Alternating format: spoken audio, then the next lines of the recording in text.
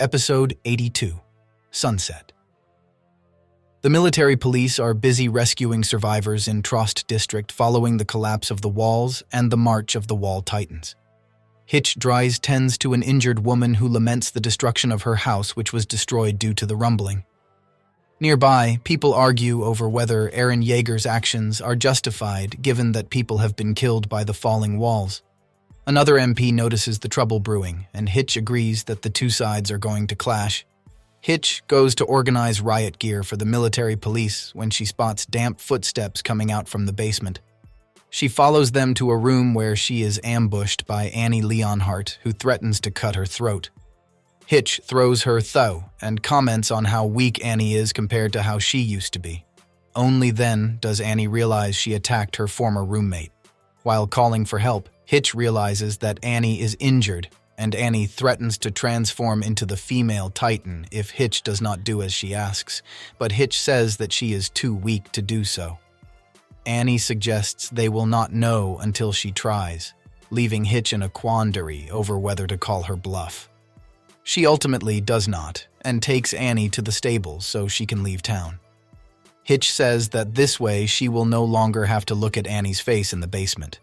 And Annie, in turn, says that she will no longer have to listen to Hitch rant about the men she has seen, revealing that Annie has been conscious while inside her crystal, though she describes it as more of being in a faraway dream. Annie asks if Eren is serious about destroying the world. The two ride out on a single horse, and Annie marvels at the sight of the Wall Titans marching. Hitch turns Annie's attention to the ground below, where the Titans have trampled the town around them. She tells her friend that the only meaningful job she has had as a soldier has been picking up bodies and debris, cleaning up after people like her and Eren. Now that she can answer, Hitch asks Annie how she feels seeing all the bodies crushed in pursuit of her mission. Annie realizes that the warriors were callous and tells Hitch how they were praised for killing outsiders, civilians, and soldiers alike, but says that saving the world never mattered to her. Annie explains how she was abandoned by her birth parents and adopted by a foreign Eldian who wanted a child to become a warrior and earn a better life for himself. He trained her in martial arts, and according to her, her only value to him was as a potential warrior. When she grew older, she became strong enough to defeat him, and in repayment for the brutal training, she beat him so badly he would not be able to walk straight anymore. Despite this, he was happy, and told her that now she would be able to kill even without a weapon. Because of her upbringing, Annie found herself uncaring about whether people lived or died, including herself. But before she left for Paradise Island, the man who adopted her fell to his knees and apologized for everything he put her through. He said the things he taught her were wrong and pleaded for her to come back. Annie says she knows now that a father is waiting for her and that there are others who also have people who are important to them. The things she has done are unforgivable, but she would do them all over again if it meant going back to her father. Hitch thanks Annie for confiding in her, but given present circumstances, all Annie is going to find is rubble and a corpse. In Liberio, the Eldians in the internment zone try explaining the coming rumbling and their shared dream to the Marleyan guards at the gate. The guards are concerned but skeptical, claiming that the Eldians are using it as an excuse to escape. Leonhardt points out that Eldians in all internment camps will be saying the same thing, but the guards refuse to listen. They point their weapons and prepare to arrest the gathered Eldians. One of them kicks an already kneeling Leonhardt, and he remembers his request for Annie to come back and her subsequent promise to do so. He turns to fight the guard. Back in Shiganshina district, Surma warns Keith Sades that the fort is being taken over by the Jaegerists and he should escape. However, Keith refuses, saying that the military he had known is already dead and there is no longer a place for him. He foresees the Jaegerists gaining control of the island and people like him will be purged. Surma and the other cadets insist on protecting him after what he has done for them, but Keith refuses, telling them to do what the Jaegerists tell them to do so that one day they might be able to have the fight they want. Elsewhere, Armin prepares to chase after Connie Springer, even though Mikasa Ackerman does not think he will get to Ragako in time. Armin, however, feels that he has to do everything in his power to try, even if he ultimately fails. It is the only way to earn Gabi Brown's trust, and through her they will be able to reach Reiner Brown and the Cart Titan. As long as the 9 Titans exist, they run the risk of another war over the Titans and their power. He is tense and exhausted, but if he has a chance to prevent that, he will, even if it means telling Connie that it is better his mother remains as a Titan. As he prepares to leave, Mikasa asks him what she should do, and he tells her to go help Jean Kirstein, and to think of how on her own. When she asks what to do about Eren, though, Armin hits his breaking point and snaps. He has no idea what they can possibly do about him, and it is not helped by the fact they do not know if Henge Zoe and Levi Ackerman are alive, or if Flock Forster will point a gun at them. The military has fallen apart and everything is in chaos. He tries to explain that there is so much going on that he cannot afford to think about Eren right now. But seeing that Mikasa has been hurt by his words, he apologizes and says that Erwin Smith would not have snapped at her. Armin believes that he was the wrong person to have been saved, and having said that, he leaves.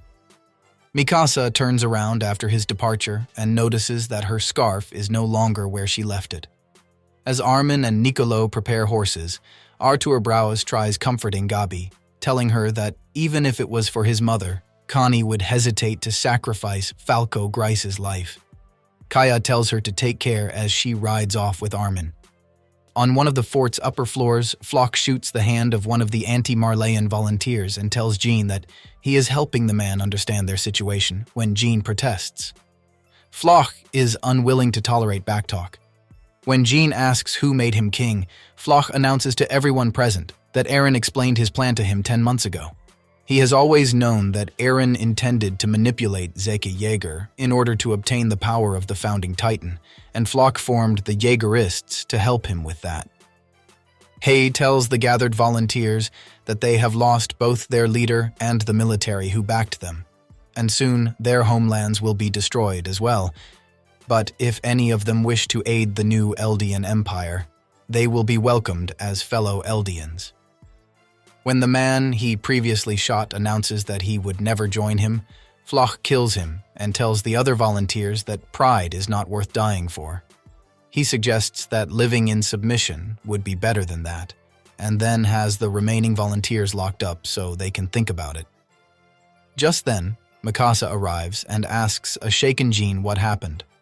Floch answers for him and says that he is working on Eren's behalf. While Eren is solving problems outside the island, Floch is handling the ones within it. He tells the two of them that after surviving the hell of 4 years before, freedom is finally in their grasp. They will no longer have to fight and can live as they want. He appeals to Jean's old dream of living in the interior as part of the military police, and tells him he could do that now and as a hero. But Jean breaks out of his stupor on hearing Floch's description of his old self, and notices Onyankopon, giving him a look. Mikasa asks Floch what happened to Hange and Levi, and Floch claims they were killed by Zeke.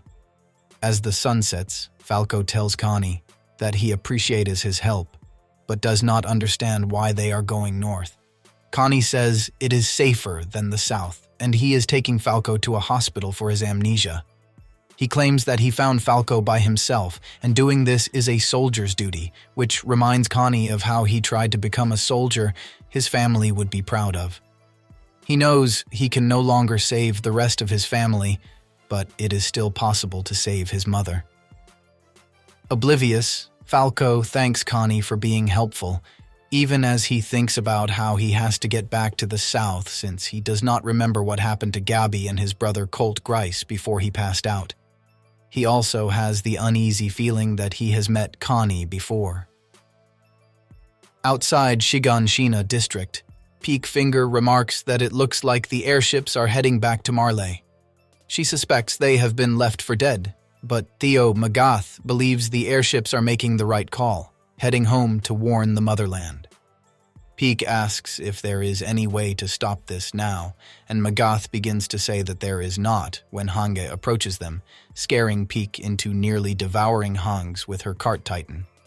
She stops short, though, as Hanji protests they are unarmed.